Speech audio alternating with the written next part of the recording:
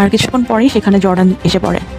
জর্ডানকে দেখেই রিনা বলতে থাকে, জর্ডান তুমি একদমই চিন্তা করো না, তোমার ওয়াইফ বলেছে সে আমাদের কোনো ক্ষতিই করবে না। এটা শুনে জর্ডান অনেক অবাক হয়ে বলতে থাকে, এই মেয়েটি তো আমার ওয়াইফ নয়। তখন রিনা অবাক হয়ে প্রশ্ন করে, হলে এই মেয়েটিকে?